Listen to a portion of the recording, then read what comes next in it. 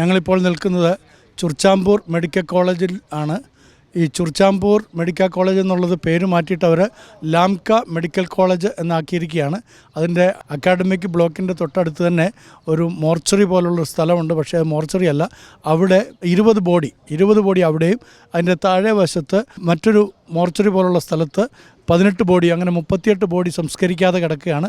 അതുകൂടാതെ വേറെ സ്ഥലങ്ങളിലെല്ലാം കൂടെ 112 ബോഡികൾ ഇതുവരെ സംസ്കരിച്ചിട്ടില്ല എന്നാണ് അവർ പറഞ്ഞിരിക്കുന്നത്. അതിൻ്റെ കാരണം അവർ പറയുന്നത് അവരുടെ ഡിമാൻഡ് അംഗീകരിക്കണം. അവരുടെ ഡിമാൻഡ് അംഗീകരിക്കുന്നിടം വരെയും അവർ അത് സംസ്കരിക്കുകയില്ല എന്നാണ് ഇപ്പോൾ അവർ പറഞ്ഞിരിക്കുന്നത്. അവരുടെ ഡിമാൻഡ് എന്ന് പറഞ്ഞു കഴിഞ്ഞാൽ സെപ്പറേറ്റ് അഡ്മിനിസ്ട്രേഷൻ വേണം, സെപ്പറേറ്റ് ലെജിസ്ലേറ്റീവ് വേണം എന്നുള്ളതാണ്. ആ കാര്യങ്ങൾ അവർ വളരെ വാശിയോടുകൂടെ അതൊരു രാഷ്ട്രീയപരമായിട്ട് തന്നെ നീങ്ങാനായിട്ടാണ് അവരുടെ ലക്ഷ്യം. ഞങ്ങളിവിടെ വന്നപ്പോൾ ഭയങ്കര നാറ്റം ഞങ്ങൾക്ക് അനുഭവപ്പെട്ടു.